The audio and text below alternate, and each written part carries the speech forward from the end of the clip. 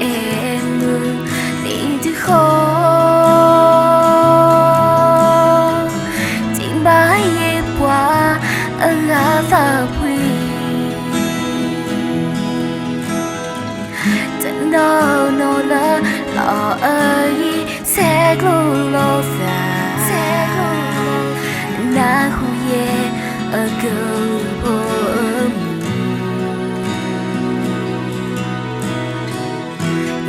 thôi đã giờ lão tay số sẽ lối em đã qua lỡ như em cả lửa ở sự gì quê ya ni na đôi ya bờ ta e cơ trở lý bé qua ra pha bụi ở khá như ra bé qua ra ni cơ nguy khá như mẹ chỉ lo ta pha bụi làm ba nên khó ta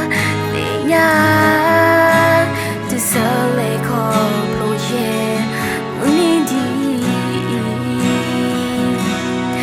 vida suna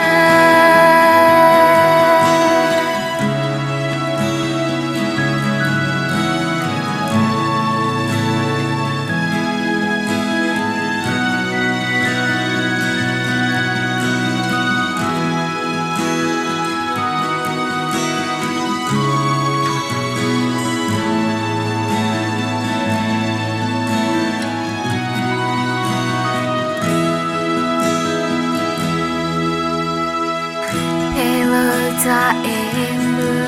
đi từ khó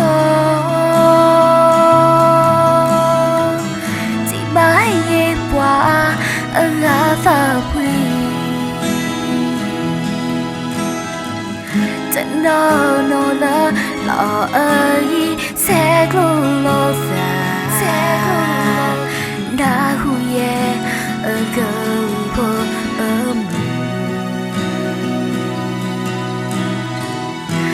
thôi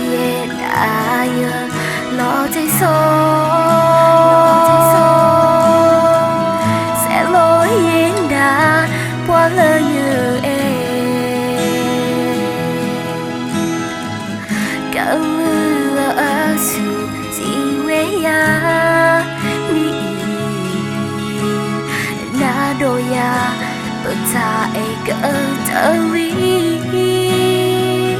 bé qua ra pha bụi ở khá như xa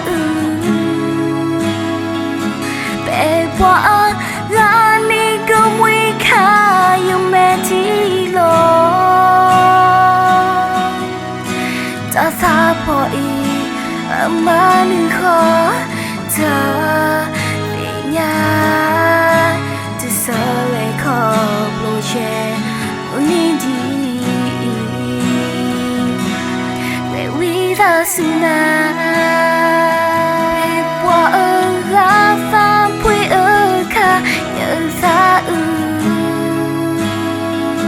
bé qua ra đi cơ nguy khá như mẹ chỉ lo ta va bụi mà nên khó thở về nhà từ giờ lại khó